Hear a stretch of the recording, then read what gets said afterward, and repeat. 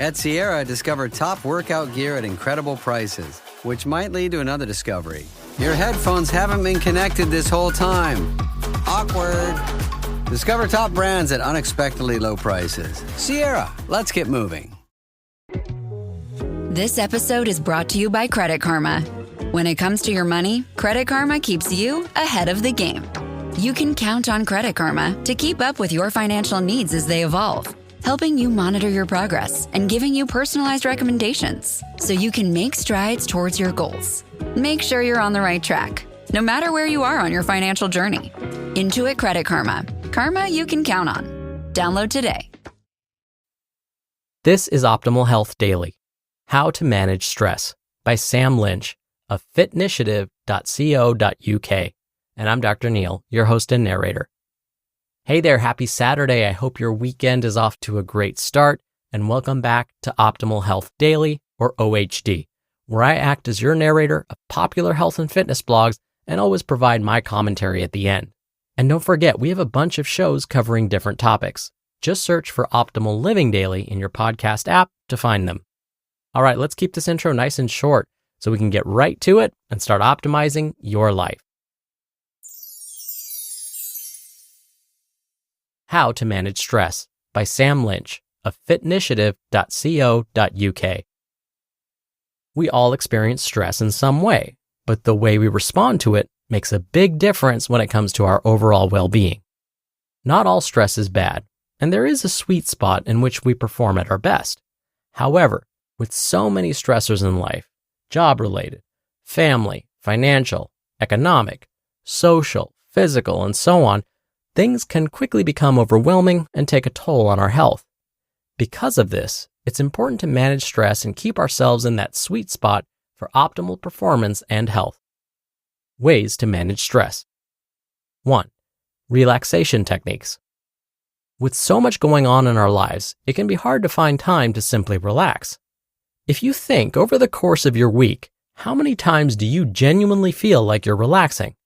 Work stress can often follow us home, where it easily mixes with other stresses you have in your life. Because of this, it's important to try and manage stress with relaxation techniques.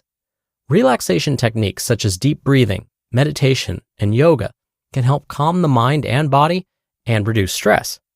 These don't have to take up too much time either. Setting aside just 10 minutes for deep breathing or meditation each day can really help. If you're doing yoga, give yourself at least 20 to 30 minutes. 2. Practice time management. Stress can often stem from feelings of being overwhelmed. This deadline is due tomorrow. That appointment has been pushed to next week. There's no time to get my workout in. How am I going to get all of this done? Practicing time management techniques can be a good way to prevent the buildup of overwhelm and therefore stress. Prioritize your tasks with the most important being first on the list. Aim to hit these as soon as you can before moving on to smaller tasks. Try timeboxing. Timeboxing is essentially organizing your to-do list in a scheduled way with time slots for each task. That is, 9 to 11 a.m., project work, 11 to noon, clear emails, and so on. You can find timeboxing notebooks online. And set boundaries. Let people know that certain time periods are not to be booked. Inform colleagues that you're not answering emails once you leave the office, and make sure you leave and stop work at an appropriate time. Of course, they are exceptions, but once you make a habit out of these things, it's easy for it to become the norm. 3. Take breaks. Firstly, take an actual lunch break, not a 10-minute grab and go to eat at your desk. Work will always be busy. You will always have a to-do list, and there will always be something to do. Stop letting that get in the way of you having a break in the day. You can't pour from an empty cup. On top of that, take mini breaks where possible. Even 5 or 10 minutes as a mental break can be a great way to take a breath and reset. 4. Connect with family and loved ones. We are social creatures, and there's nothing more important than the people around us. It's a natural stress relief spending time with loved ones. It reminds us of what's important and why we do what we do. Spend time with them when you can, connect with them, and communicate any problems you're going through. When you speak with people that genuinely care about you, that can help to ease the load of daily life and reduce stress. 5. Exercise. Exercise isn't just for physical health. It plays a vital role in mental health too. When we exercise, the hormones dopamine and serotonin are released, which have a positive impact on our mood. These can help to relieve the feeling of stress and generally leave us in a better frame of mind than before. What, how, and when you exercise is up to you, but a good baseline is to start with 150 to 300 minutes of moderate intensity exercise each week. That's exercise where you're breathing heavier but can still talk. Or another option is to get 75 to 150 minutes of vigorous activity each week. That's where the exercise is keeping you working so hard you can't speak without pausing for a breath. On top of this, I would also aim to achieve at least 2 resistance training sessions each week to strengthen your muscles and mind. Remember, these are public health guidelines, so don't limit yourself to just these figures. Do what you enjoy. Do a combination of these. Spread it out over the course of a week and be active in some way each and every day. 7 to 10,000 steps a day is a good place to start. And 6, get outside. Nature is natural stress relief. There's something about being outside in the fresh air and with trees that helps us to relax and de-stress. It's in our DNA. Where possible, go outside, get sunlight, and breathe in the fresh air. Combining this with physical activity is a great way to kill 2 birds with 1 stone. You just listened to the post titled, How to Manage Stress by Sam Lynch of fitnitiative.co.uk, and I'll be right back with my commentary.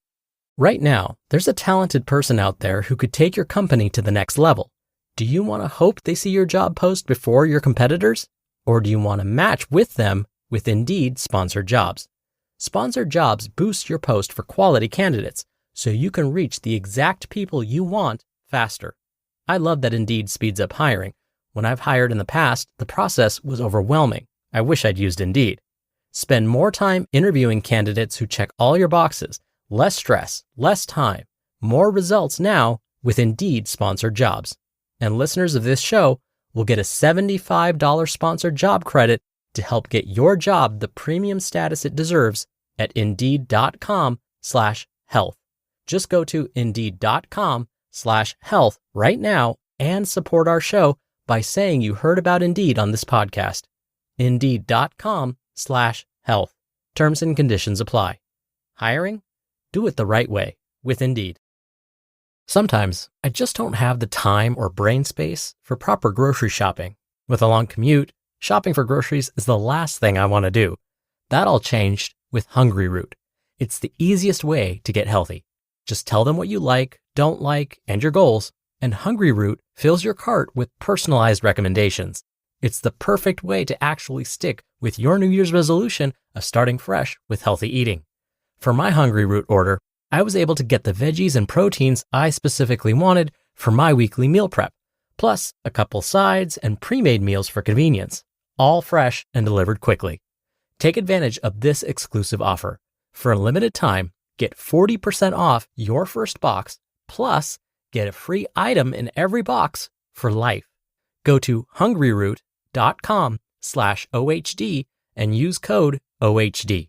That's hungryroot.com/OHD, code OHD to get 40% off your first box and a free item of your choice for life. Dr. Neil here with my commentary. Today's author, Sam Lynch, said that with so much going on in our lives, it can be hard to find time to simply relax. And if you think about the course of your week, how many times did you actually feel like you were relaxing? For me, a typical week involves usually very little relaxation time. In fact, a while back, I read a blog all about the importance of allowing ourselves some relaxation time or downtime. In my commentary in that episode, I shared that I really struggle with this kind of downtime. I've found that when I make myself take some of that downtime or make that time for relaxation, my mind ends up racing. I start thinking about all of the things I could be accomplishing instead of relaxing. Sometimes I even pace around the house thinking about what I could be doing instead. If this sounds like you, here's something I've found helps me quite a bit. for at least a little while. I'll write down all of the things I'm thinking about. I'll make a list of things I feel I need to get done or could be doing instead. This relieves that stress or those burdens my mind and body are hanging on to. Simply writing down these thoughts allows me to separate from them, and that in turn calms me down. And what researchers are finding is that relaxation, downtime, actually makes you better. You're more decisive, you're more efficient, you're likely to be more productive in the end. And as researchers are finding, downtime can actually allow the opportunity for the brain to make sense of what it has already learned. And so again, if you're feeling overwhelmed or stressed, the best medicine may be to take a break and walk away and allow yourself some time to relax. All right, that'll do it for today. I hope you have a great weekend and get some relaxation time in. And of course, I'll see you back here tomorrow as usual, where your optimal life awaits.